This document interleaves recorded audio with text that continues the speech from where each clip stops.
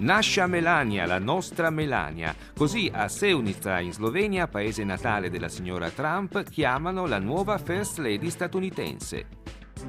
Migliaia di pensionati italiani che in patria non arrivavano a fine mese hanno deciso di trasferirsi in Bulgaria.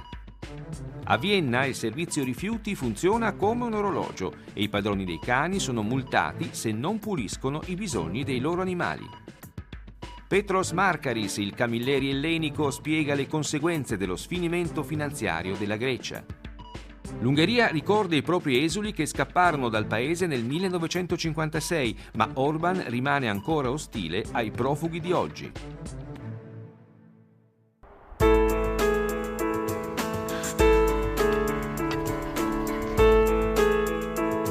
Nascia Melania, la nostra Melania. Questo è per gli abitanti di Seunica, un piccolo centro industriale nella valle della Sava, nel cuore della Slovenia, la nuova First Lady americana. Melania Knaus, dal 2005 sposata Trump, ha passato la sua infanzia in questo condominio, in un quartiere che porta ancora il nome di un partigiano di Tito. Ed è qui, quando era ancora adolescente, che è iniziata la carriera da modella della futura signora Trump, posando per la Jutranka, una fabbrica tessile di Seunica dove venivano confezionati grembiuli praticamente per tutti gli scolari della Jugoslavia di Tito. Seunica ora, grazie a Melania, è conosciuta in tutto il mondo. Le ex vicine di casa ricordano molto bene Melania. Siamo molto orgogliosi. Già da piccola era bellissima, era anche molto gentile e lo è rimasta. Vivevamo nello stesso condominio, eravamo vicini. Era una ragazza molto educata e a scuola era molto brava. Chi ha conosciuto Melania Trump racconta di una donna molto intelligente, poliglotta. Oltre allo sloveno e all'inglese parla anche il croato, il francese e l'italiano, che ha imparato lavorando a Milano. Positiva. Per noi è una cosa assolutamente positiva. Ho seguito la campagna elettorale americana e mi piace l'idea che una donna di Seunica è diventata la First Lady.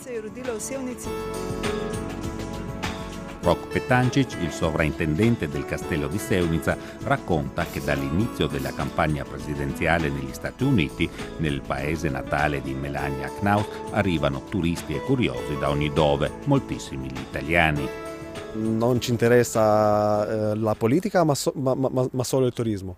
E siamo molto felici e siamo sicuri che lei rappresenterà Slovenia, Seunica e Posavje è la regione qua, e ci darà molti turisti in futuro, ci speriamo. Arrivano già turisti per lei?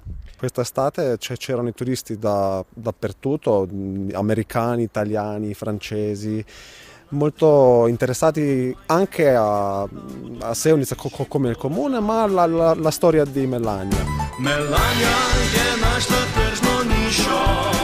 La popolarità di Melania nel frattempo è stata sfruttata anche dagli Slaučki, gli usignoli, un complesso di Seunica che suona per balere sposalizi.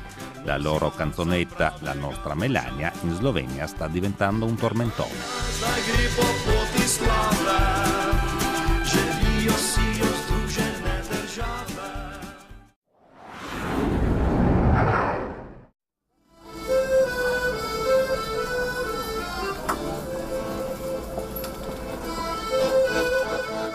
Io ci tornerei di corsa in Italia,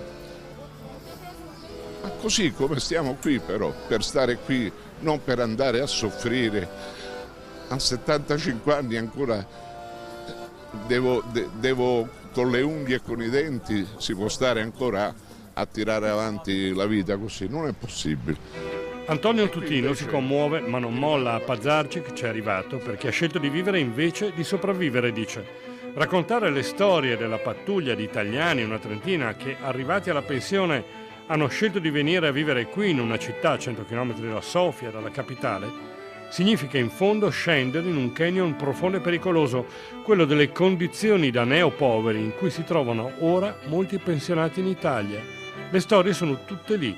Salvatore, Alberto, Antonio, Domenico raccontano con parole differenti, con sentimenti differenti, la stessa vicenda, la fuga dall'Italia per non essere poveri. Quindi 10 anni che è qui? 10 anni, diciamo ben passati, perché ringrazio sempre Dio di avermi portato qui. Ecco, ma uno ha in mente per una persona che si sposta dall'Italia, va in pensione così, o va in una grande città, le capitali, oppure non so, in un posto di mare qui? Allora, io mi sono trovato 51 anni a Roma, che quando mi mettevo in macchina non sapevo quando arrivavo, sapevo quando partivo. Esaurimento. Esatto, quando sono arrivato qui ho fatto finalmente a dimensione d'uomo. Sono andato via a marzo dello scorso anno e i primi 2 mesi la pensione, il pezzo di pensione l'ho ritirata in Italia. Il primo mese ho fatto 200 euro di debito, il secondo 400 euro di debito. Sono venuto in Bulgaria, qui in 6 mesi ho risparmiato 4 pensioni e mezza. Certo, la situazione è anche contraddittoria. Qui ad esempio arrivano uomini senza moglie o figli, uomini che pensano di poter trovare ancora una possibilità. Io a Firenze ho conosciuto una ragazza bulgara e mi ha consigliato lei, poi mi ha mandato qui, un'altra donna mi ha aiutato all'inizio. Vista così sembra una scelta bizzarra di venire a vivere qua.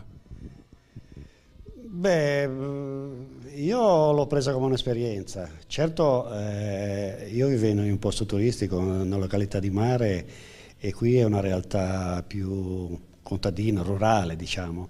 È diverso, è strategico ed è conveniente economicamente. I vantaggi sono evidenti: dopo 6 mesi possono chiedere che la pensione venga pagata qui, defiscalizzata, cioè al lordo delle tasse. La cifra aumenta, ad esempio da circa 1.500 euro al mese si passa a 1.900.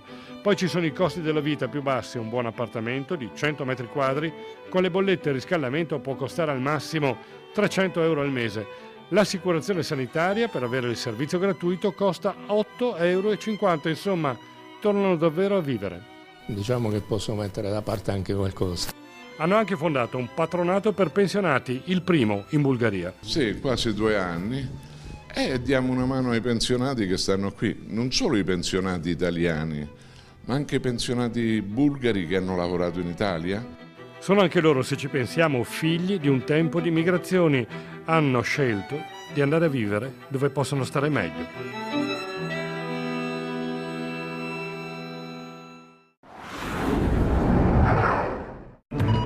Fratellanza Slava. Questo il nome in codice delle esercitazioni congiunte di unità di paracadutisti serbi, bielorussi e russi che si sono svolte nei giorni scorsi nella regione serba della Vojvodina, non lontano dal confine croato. Obiettivo dell'esercitazione era di migliorare le capacità tattiche su scala multinazionale delle forze antiterrorismo ad impiego rapido nei 3 paesi. L'importanza militare delle esercitazioni è modesta, molto più importante invece il profilo geopolitico delle manovre, che hanno confermato l'alleanza strategica tra la Russia di Vladimir Putin e la Serbia del premier Aleksandar Vučić. Dal 2010, alla periferia di Niš, in Serbia, la Russia dispone di un centro per le emergenze e i disastri naturali, gestito congiuntamente dalle forze armate serbe e russe. La NATO ritiene che il nucleo di Niš sia in realtà una centrale di ascolto e di spionaggio che i russi usano per operare nei Balcani e in Mediterraneo.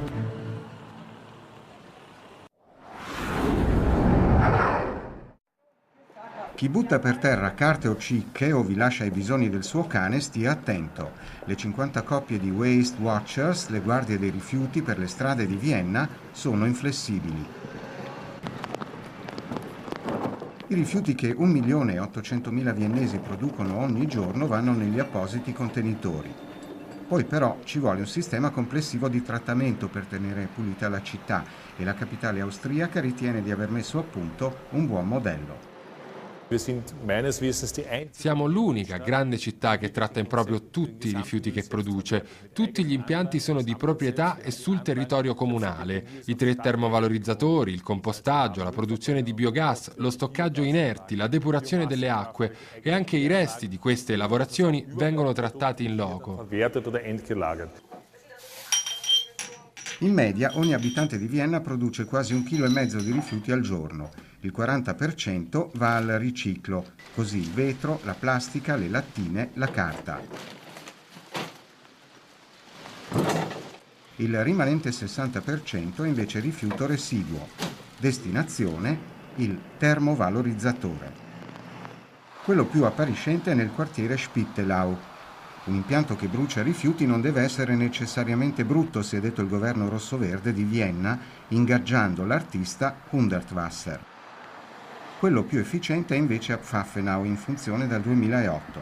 Vi arrivano 250.000 tonnellate di rifiuti l'anno, che bruciate forniscono calore a 50.000 e elettricità a 25.000 appartamenti. Emissioni? Certo, ma anche i più moderni sistemi di filtraggio. I fumi degli impianti non fanno paura, anche perché fin dalla progettazione il comune coinvolge le associazioni e i gruppi ambientalisti. Ogni 6 anni prescrive la legge e, se necessario anche più spesso, ci si confronta sulle varie proposte e forme di trattamento. Si vede quali sono le più sensate e si definiscono i progetti. Il tutto va poi ai voti in consiglio comunale. Su questo impianto, ad esempio, non c'è stato un solo voto contrario. All'impianto di Pfaffenau finisce anche l'umido, cioè gli avanzi di cibo. Tutti i ristoranti e le mense di Vienna sono obbligati a raccoglierli separatamente. Molte case private invece non lo fanno. Am Gehsteig gibt es verschiedene Plätze. Da haben wir insgesamt in Wien 10.000 Stellen, wo solche Biotonnen aufgestellt sind. Lungo i marciapiedi ci sono isole di raccolta. In tutta Vienna abbiamo circa 10.000 contenitori per gli avanzi alimentari. Il cosiddetto umido viene quindi trasportato qui, non per finire nel forno, ma in un digestore che ne ricava biogas. Questo viene immesso nella rete di Vienna e serve per cucinare o per scaldare l'acqua. La quantità di rifiuti riciclabili raccolti a Vienna cresce negli ultimi anni. Costante è invece quella del rifiuto residuo, e questo è già considerato un buon risultato, visto che il numero degli abitanti della capitale invece cresce al ritmo di 30.000 l'anno. Tornando ai Waste Watchers, è grazie a loro che è scomparsa la piaga più fastidiosa per le strade di Vienna. 4.000 multe negli ultimi 12 mesi hanno convinto i proprietari di cani a fare come si deve. L'opposizione nazionalista ha organizzato a Pristina una manifestazione contro il governo kosovaro, ritenuto responsabile della morte in carcere di un giovane attivista del movimento di opposizione Autodeterminazione. Il 26enne Astrid Dehari, uno studente di medicina, è stato trovato senza vita nel carcere di Prizren. Era stato arrestato il 30 agosto con l'accusa di aver partecipato ad un attacco al Palazzo del Parlamento il 3 agosto. Dall'autopsia è emerso che la morte sarebbe avvenuta per soffocamento.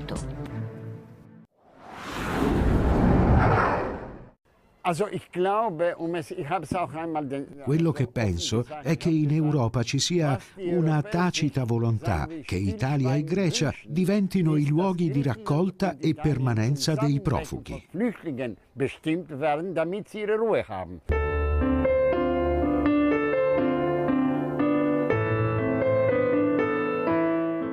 Va dritto al punto Petros Markaris, lo scrittore ellenico forse più celebrato nel vecchio continente, quando spiega il rapporto contraddittorio degli intellettuali greci con l'Europa. Se ne sentono parte, ma le critiche su alcune scelte restano aspre. Quella sui profughi per Markaris è l'esempio di quanto incerta sia stata la politica dell'Unione, da una parte i muri che si erigano in mezza Europa, dall'altra la Grecia e l'Italia in un'emergenza continua. È l'Europa che deve elaborare, sviluppare una politica sui profughi che non ha. L'Europa deve capire che questi due paesi hanno una estensione di coste che si apre ai profughi. Quello che manca è una politica comune. In Puglia, per i dialoghi di Trani, Petros Markaris racconta di rotte di migranti, anche nella sua ultima antologia noir, L'assassinio di un immortale, storie di disperati che si intrecciano con le indagini di Kostas Karitos, l'ispettore nato dalla sua abilissima penna, sempre alle prese con le ferite aperte della sua Grecia, paese dalla solida ospitalità, dove però il tema immigrazione si innesta nella crisi economica, creando momenti di altissima tensione sociale. Chiediamo a Markaris quanto la percezione della questione profughi stia cambiando in Grecia. Resto molto meravigliato di come vengono accolti i profughi in Grecia, anche nelle isole, per esempio a Mitilini. C'è una spiegazione a questo comportamento così aperto, perché gli abitanti sono stati a loro volta dei profughi negli anni '20. Quindi oggi i giovani riconoscono la storia dei loro padri e dei loro nonni. Ma come ben sappiamo, dove vanno i profughi non vanno i turisti. C'è una crisi del turismo in Grecia. Proprio Mitilini ha perso l'80% dei turisti. Allora mi chiedo, fino a quando durerà l'atteggiamento amichevole, accogliente degli abitanti dell'isola? I greci osservano come molti paesi europei non vogliano accogliere i profughi e quindi temono che i profughi rimarranno permanentemente in Grecia. Il suo ispettore Caritos ha molti punti in comune con il nostro Montalbano, così come lei, Marcaris, con Camilleri, a cui è spessissimo paragonato anche per una lunga carriera di sceneggiatore cinematografico e televisivo. Ma quale ruolo può giocare la letteratura, il narratore, in questi tempi? Quando si inizia a scrivere da giovani, si ha la speranza di cambiare il mondo, ma ora dico che è solo un'illusione. L'unica cosa che può fare lo scrittore è di porre le domande giuste, di portare il lettore a porsi altre domande e di andare avanti.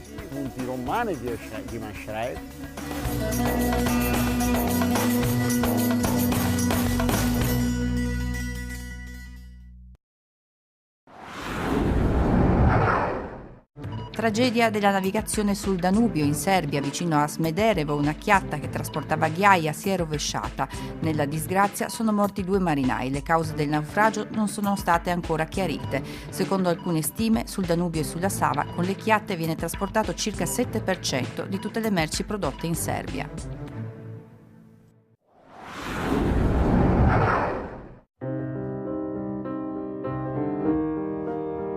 Questo signore si chiama Lajos Pinter, console onorario di Ungheria a Verona. Ha 81 anni ben portati ed è l'orgoglioso custode di una bandiera a lui donata da chi con quel tricolore ha combattuto nel 1956 per un'Ungheria libera dall'Unione Sovietica. Una bandiera che i manifestanti cominciarono a bucare dal primo giorno di manifestazioni, il 23 ottobre di 60 anni fa, per eliminare lo stemma comunista che la contraddistingueva. Questa bandiera fu nascosto per 25 anni una tomba del cimitero. Dopodiché fu tirato e nel 92 mi diedero, perché accennato poi c'era il processo, unico che sono riuscito a scappare, ho salvato la vita di tutti gli altri. La repressione sovietica, cominciata il 4 novembre, convinse il signor Pinter, uno dei tanti studenti che avevano animato la rivoluzione, che in Ungheria per lui non c'era più spazio. Lasciò il paese in compagnia di 200.000 connazionali, donne e uomini di tutte le età, molte le famiglie. I più attraversarono il confine austriaco, alcuni, circa 20.000, trovarono un primo rifugio in Jugoslavia. Per molti fu solo l'inizio di un viaggio di sola andata. Quei profughi finirono in 37 paesi diversi nel mondo. In circa 3.000 si stabilirono in Italia, tra di loro proprio il signor Pinter, medico divenuto primario del pronto soccorso dell'ospedale di Verona, che è stato in Ungheria nei giorni dell'anniversario insieme a coloro che lo aiutarono a venire in Italia. Tutto partì dall'Università di Padova, da uno dei primi istituti di rappresentanza studentesca politicizzati, il Tribunato degli Studenti. Lo sdegno provocato dall'invasione sovietica spinse l'Assemblea a votare all'unanimità a favore di un intervento a sostegno dei profughi. L'obiettivo? Portare una dozzina di giovani a Padova per permetter loro di proseguire gli studi. Il Senato accademico appoggiò l'idea e così partì dal Veneto alla volta di Vienna una carovana con 3 auto e 2 camion. I mezzi rimpatriarono con 14 studentesse e studenti privi di documenti e senza la minima conoscenza della lingua italiana. Tra i protagonisti di quell'avventura c'era Camillo Bianchi, che ricorda con piacere il ritorno trionfale a Padova. Dove abbiamo trovato una folla nella casa dello studente di amici che ci aspettavano come se fossimo reduci da una cosa gloriosa, ma soprattutto per gli ungheresi. E il bello è che il giorno dopo c'è stata l'inaugurazione dell'anno accademico e il rettore ha potuto parlare dei nostri amici ungheresi appena portati qua. Fu così che Lois Pinter e altri suoi connazionali cominciarono una nuova vita in Italia. Pinter, il più attivo di tutti, portò avanti le istanze degli ungheresi fuggiti in Italia perché si ricordasse il sacrificio del 56. Prova ne è la fitta corrispondenza con alcuni dei politici che hanno fatto la storia d'Italia. Pinter conserva con gelosia le lettere di Moro, Malagodi e Scelba. A loro chiese che la RAI desse il giusto spazio al ricordo di quei tragici eventi che imbarazzavano il Partito Comunista Italiano.